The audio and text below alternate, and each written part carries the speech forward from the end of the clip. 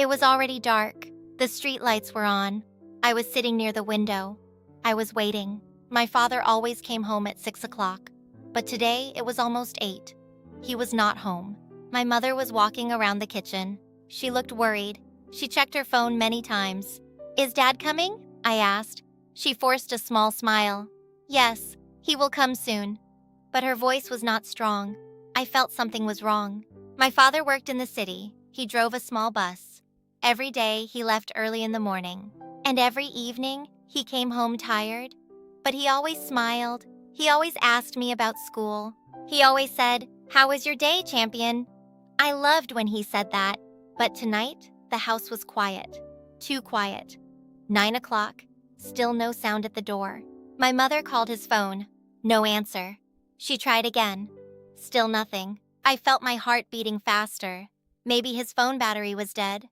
Maybe there was traffic. Maybe something bad happened. I did not say that, but I thought about it.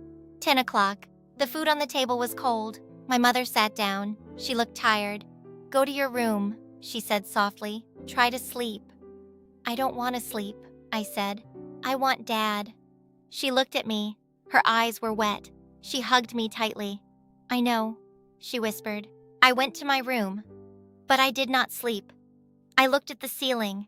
I listened to every small sound. A car passed outside. I jumped, but it was not him. I felt small. I felt afraid. For the first time in my life, I was afraid of losing someone. Then, at almost 11 o'clock, I heard it. A car stopped outside. A door closed. Footsteps. My heart jumped. The door opened. It was him, my father. He looked tired. Very tired. But he was smiling. "Sorry," he said. "There was a problem with the bus." My mother ran to him. She hugged him. I ran too. I hugged his legs. "You're late," I said quietly. He knelt down.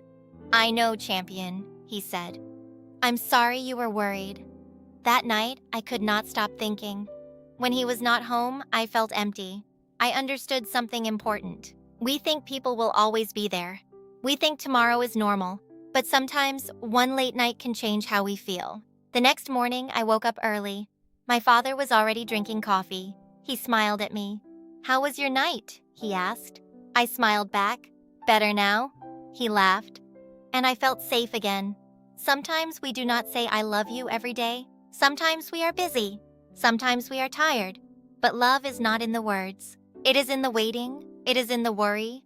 It is in the hug when someone comes home. That night taught me something. Time is important. Family is important. And every normal day is special. Because someone is there. Now, every time my father comes home, I listen for the sound of the door. And when I hear it, I smile because I know he is here. And that is enough.